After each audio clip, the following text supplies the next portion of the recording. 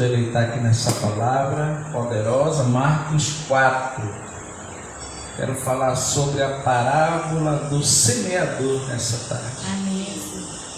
Falei para te trazer meu óculos, não trouxe. Interessante que quando a gente vai observar mais profundamente esse texto, nosso Deus está falando aqui sobre o semeador, né? Ele foi o grande semeador. Aleluia, Senhor. Ele aqui no primeiro versículo a gente vê que ele está ali pregando a palavra na praia.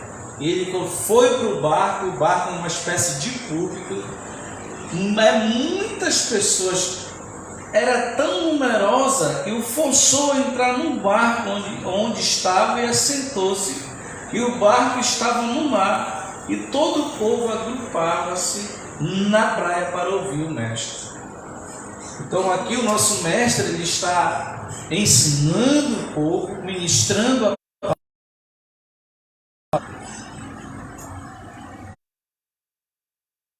e ele vai ilustrar nessa parábola quatro tipos de pessoas que vão receber a palavra e quatro tipos de pessoas também que pode ser um Senhor, porque é uma semeadura que a gente está fazendo para seu reino.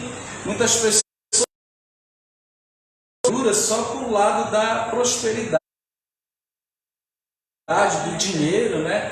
Mas é muito mais profundo que o Senhor quer. A semeadura, Paulo diz que aquele que semeia pouco vai colher pouco, e aquele que semeia muito vai colher muito. Mas essa semeadura não é só para o lado da prosperidade. Enquanto lançava a semente, parte dela caiu à beira do caminho, e chegaram as aves e a devoraram, o texto diz. Aqui, toda vez que a gente prega a palavra, o nosso Senhor está nos ensinando que vai ter, aqui ele ilustra só quatro tipos de corações que vão receber, que vão ouvir, porque ali tem milhares de pessoas escutando aqui essa palavra.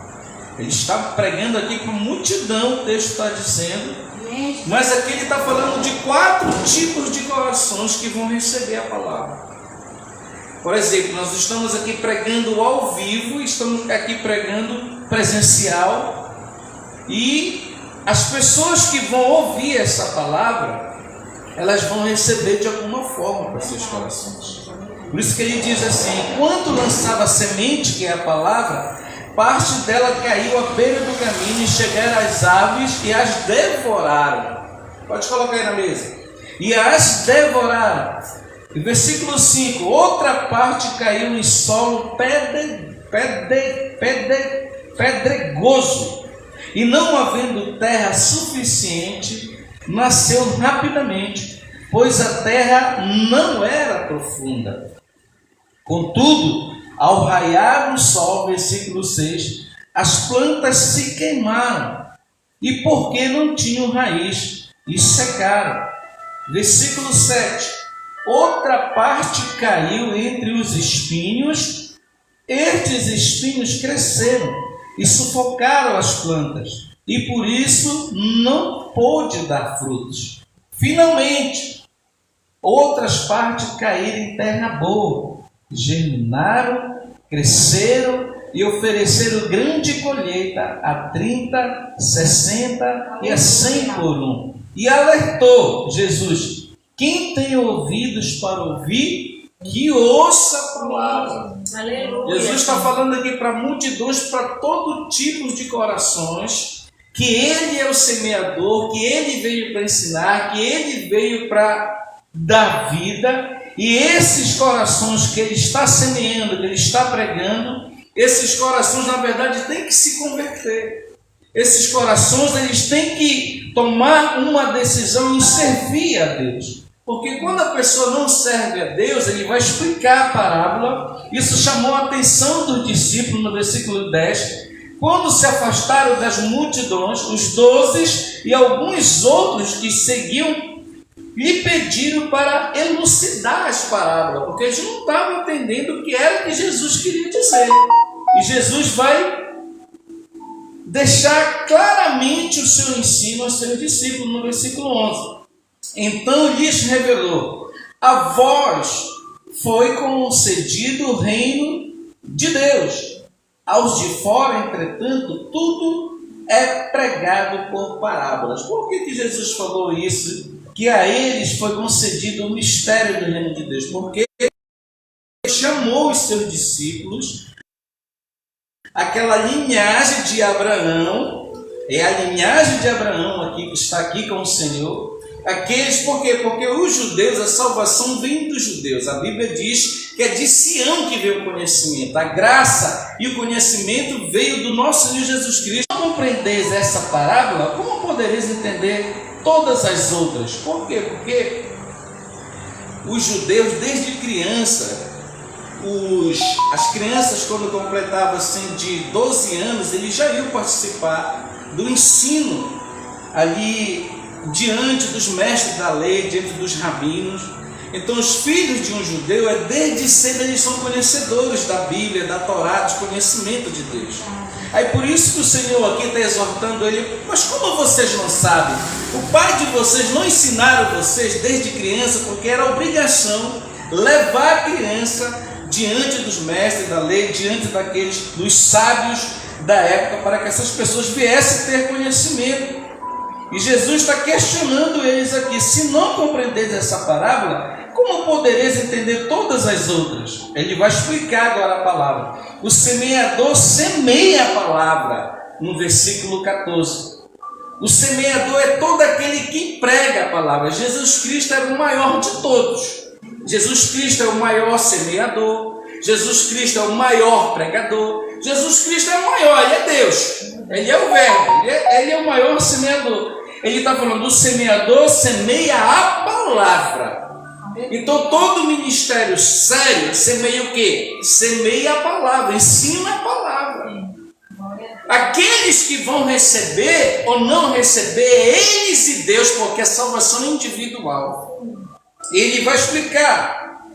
O semeador semeia a palavra, versículo 15. Algumas pessoas são como a semente à beira do caminho, onde a palavra foi semeada, mas assim que a ouvem, Satanás vem, toma a palavra que nelas foi semeada.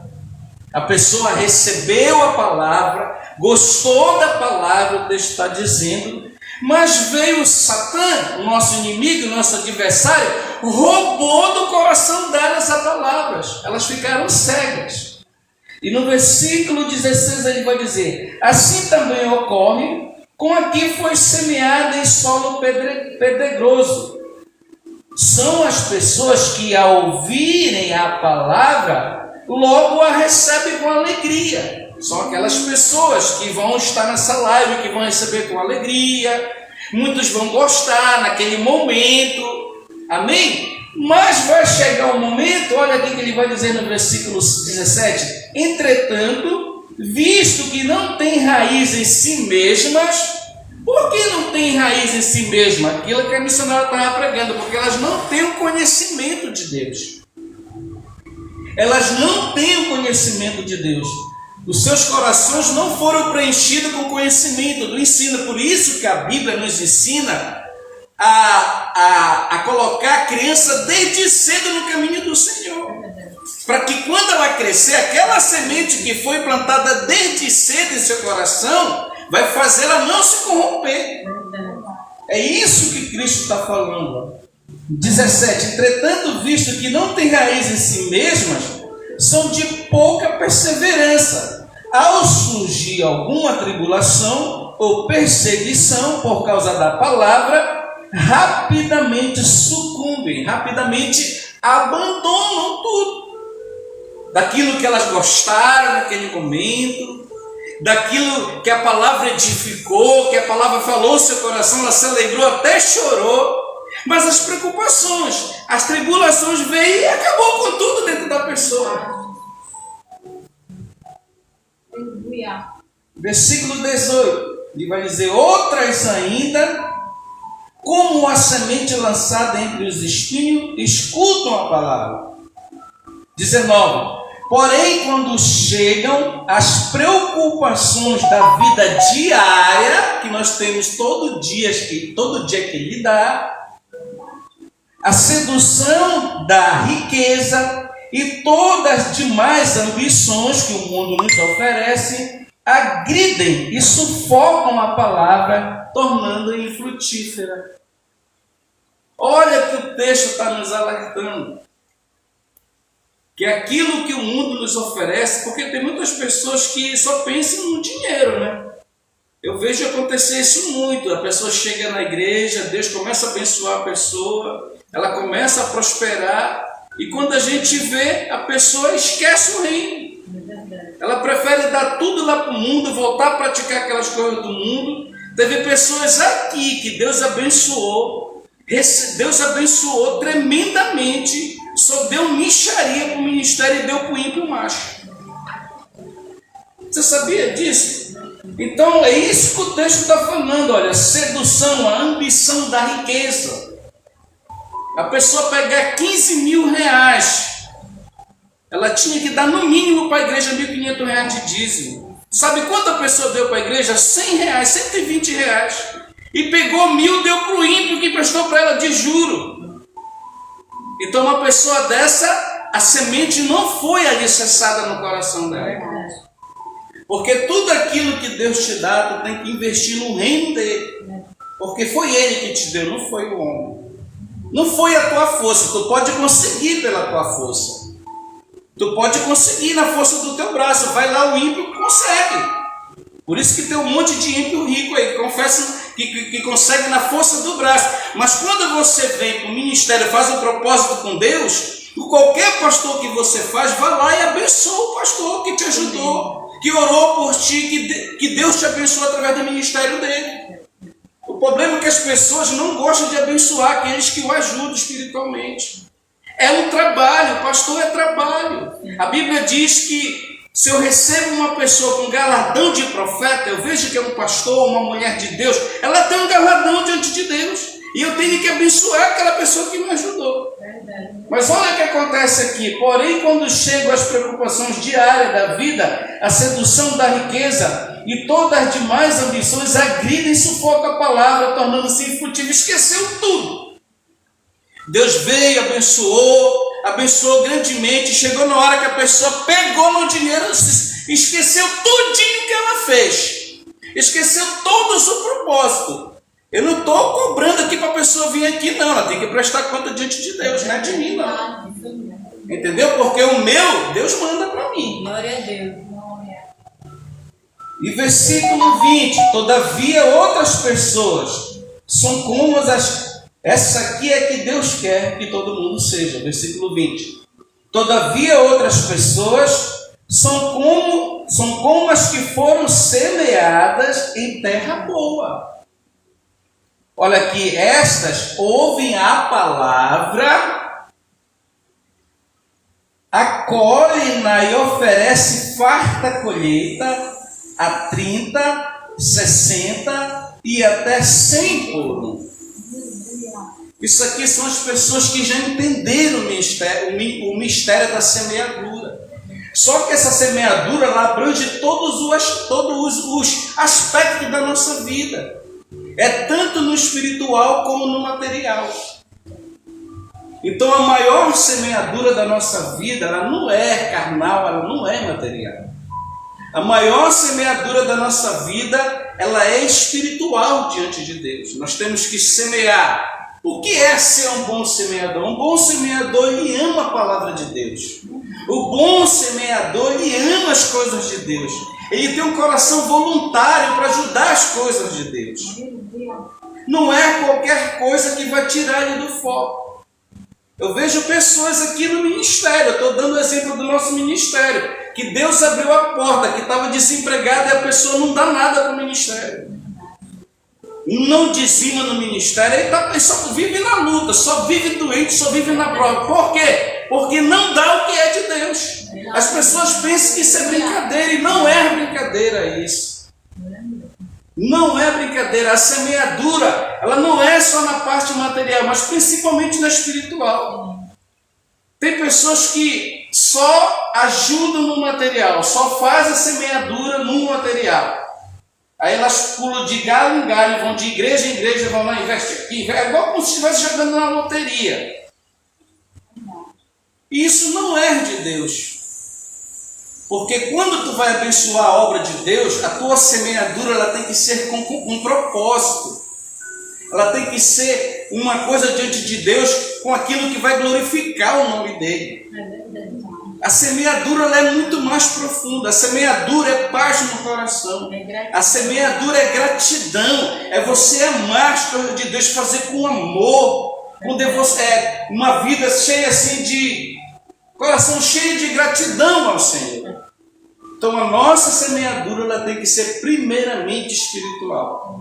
Porque quando ela é espiritualmente, por que tem que ser espiritualmente? Porque isso aqui só se discerne espiritualmente. Eu tenho que buscar o conhecimento, eu tenho que buscar o ensino, até mesmo para não ser enganado. Porque hoje eu vi na rádio, a pessoa estava falando do milagre de Deus e ela estava vendendo o milagre. Eu vi de novo hoje nas Boas Novas cedo, a pessoa dando uma boa palavra sobre o milagre de Lázaro e eu vi que ele estava querendo trazer as pessoas só por causa do milagre.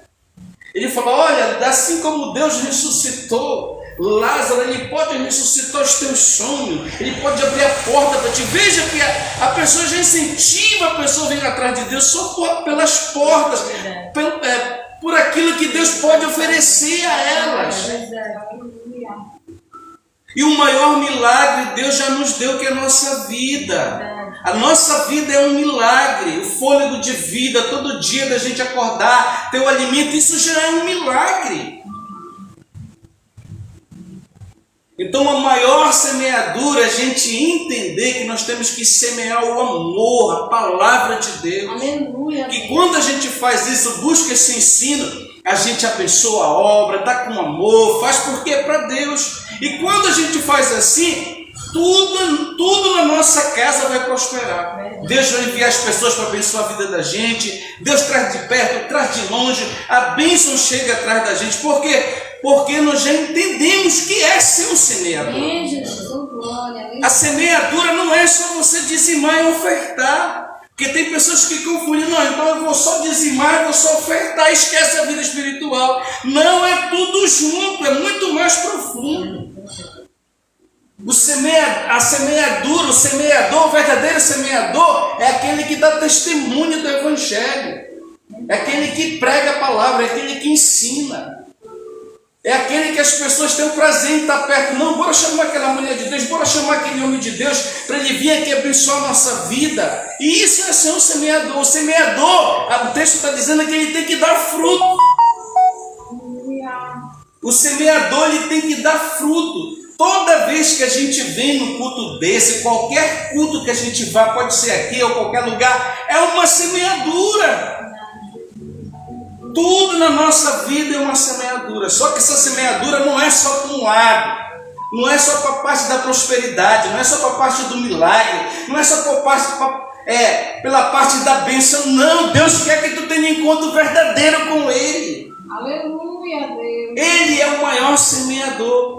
Ele diz que o coração que agrada a Ele é palavra. E ele começa a praticar essa palavra, viver essa palavra que é o mais difícil. E Deus começa a encher seus corações de amor pelo próximo, de ajudar, abençoar as pessoas. Então essa é a verdadeira e esse é o verdadeiro. O semeador ele tem muitas características que vão agradar a Deus.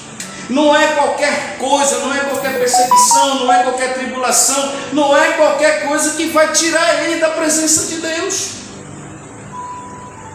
Porque enquanto a pessoa não entende isso, quando vem para mim, então a palavra nessa tarde é essa, tá bom? Que possamos ser diante de Deus um verdadeiro semeador que semeia